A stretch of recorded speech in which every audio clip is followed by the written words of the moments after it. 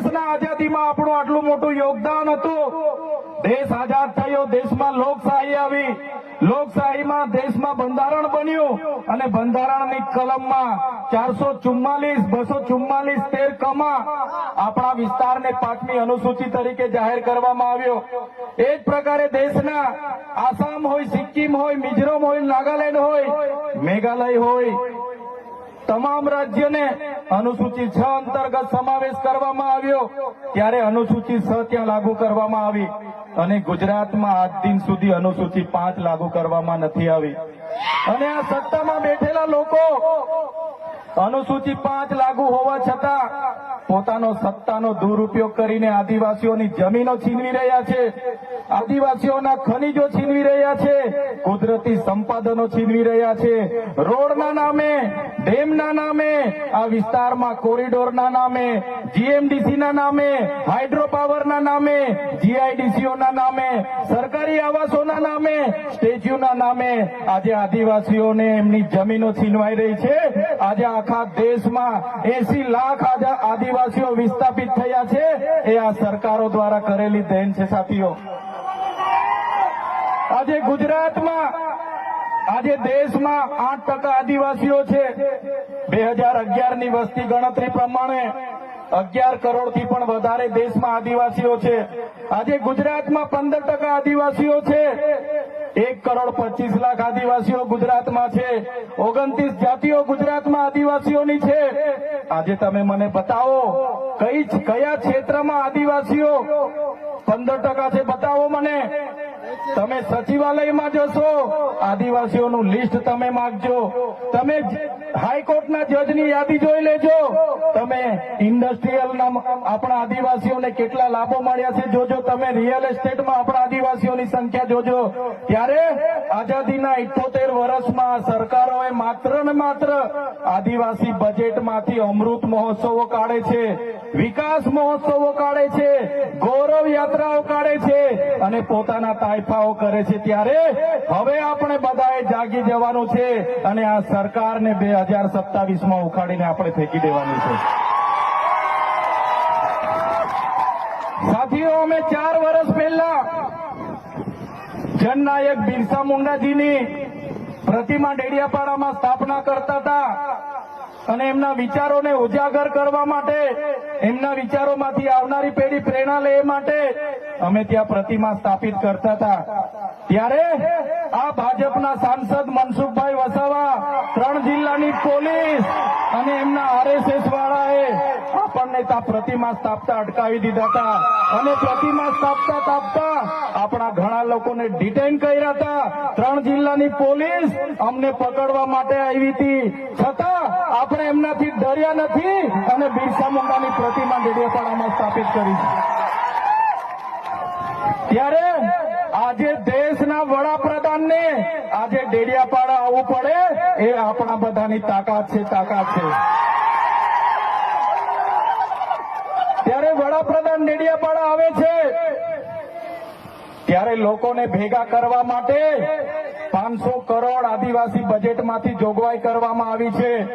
હજારો બસોની વ્યવસ્થા કરવામાં આવી છે અને બધા કર્મચારીઓને એમાં લગાડી દેવામાં આવ્યા છે। આજે ડેડિયાપાડાના ગામડાઓમાં ટીડીઓ ના મળે, તલાટીઓ ના મળે એવા ગામડાઓની ગલીઓમાં આ ગુજરાતના નાયબ મુખ્યમંત્રી, એમના મંત્રીઓ, એમના સાંસદો, એમના ધારાસભ્ય ડેડિયાપાડાના ગલીઓમાં 4 દિવસથી ફરે છે। જે લોકો એસી ચેમ્બરોમાંથી બહાર નહોતા આવતા, જે લોકો ગાંધીનગરમાં પડીએ ફતારીએ રહેતા હતા, એ લોકોને ગામડે ફરતા કરી દીધા। એ આપણી બધાની તાકાત છે ભાઈઓ। ત્યારે નરેન્દ્રભાઈ મોદી આપણા કુળદેવી માતાના દર્શને જવાના છે દેવમોગરા। દેવમોગરા એ મહારાષ્ટ્ર, મધ્યપ્રદેશ, ગુજરાત અને રાજસ્થાનના લાખો લોકોનું આસ્થાનું કેન્દ્ર છે અને દેવમોગરા જઈને રાજનીતિ જયારે કરવા માંગે છે ત્યારે નરેન્દ્રભાઈ મોદીને હું આ મંચ પરથી કહેવા માંગુ છું, તમને જો આદિવાસીઓ માટે હિત હોય તમે દેવમોગરા જજો, તમે હિજારી લઈને આવજો, તમે મવડાનો ચોખ્ખો દારૂ 1 બોટલ લઈને આવજો। તમે એક મરઘો લઈને આવજો, એક બકરો લઈને આવજો, દર્શન કરીને એની પ્રસાદી કરીને તમે ત્યાં જ જમીને પછી જજો. ત્યારે અમે માનીશું કે તમે આદિવાસીઓના હિતેચ્છુ છો. તમે આદિવાસીઓ માટે આજ દિવસ સુધી તમે 24 વર્ષથી રાજનીતિમાં છો. આગળ મુખ્યમંત્રી હતા, હમણાં વડાપ્રધાન છો. આદિવાસીઓ આજે શિક્ષક માટે આંદોલન કરે છે, શાળા માટે આંદોલન કરે છે, નર્મદાના પાણી માટે આંદોલન કરે છે, પોતાની જમીનો બચાવવા આંદોલન કરે છે, જીએમડીસીઓ હટાવવા આંદોલન કરે છે, જીઆઈડીસીઓમાં રોજગાર માટે આંદોલન કરે છે. ત્યારે નરેન્દ્રભાઈ મોદીજીને કહેવા માંગુ છું, હવે અમે લડેંગે, જીતેંગે, જિંદાબાદ, મુર્દાબાદ, આવેદન નિવેદન કરવા માંગતા નથી. હવે અમે લડવા માંગતા નથી. હવે ધરણા પ્રદર્શન બંધ, હવે આંદોલન બંધ.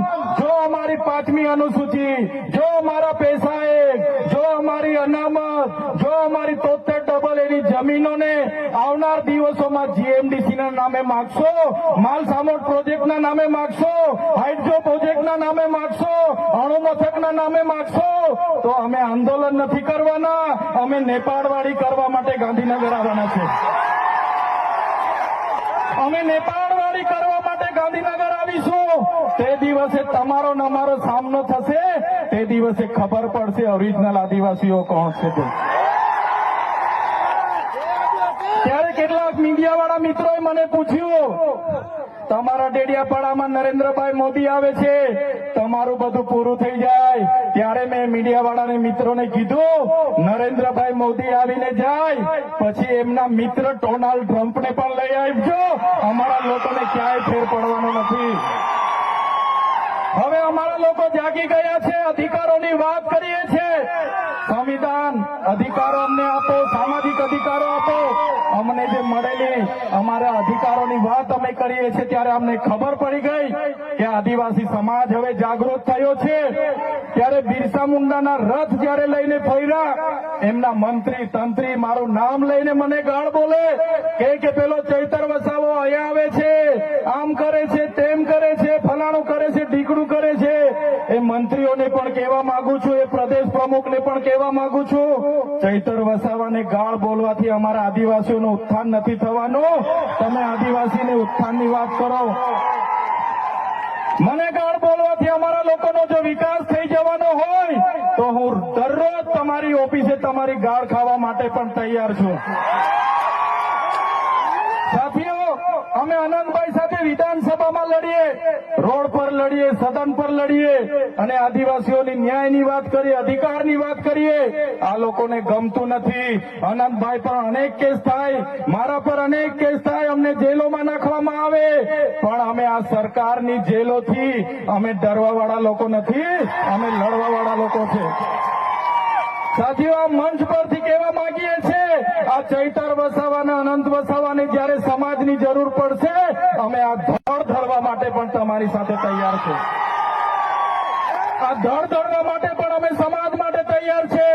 એક ગુજરાતના મુખ્યમંત્રી ભૂપેન્દ્રભાઈ પટેલ, એક ગુજરાતના ઉપમુખ્યમંત્રી હર્ષભાઈ સંઘવીની પોલીસમાં પાણી નથી કે આ ચૈતર વસાવાના આનંદ પટેલને હેરાન કરી શકે. ત્યારે સાથીઓ, જાગવાની જરૂર છે. આગળ ડોક્ટર સાહેબે કીધું, આપણી જે મૂળ સંસ્કૃતિ છે આપણે ભૂલી જાયેલા.